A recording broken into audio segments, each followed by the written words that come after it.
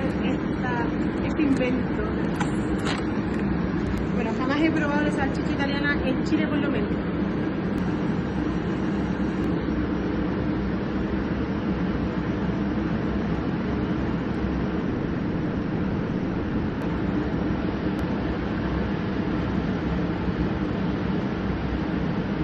Pero está muy fuerte. Te queda el gusto de anís en la boca.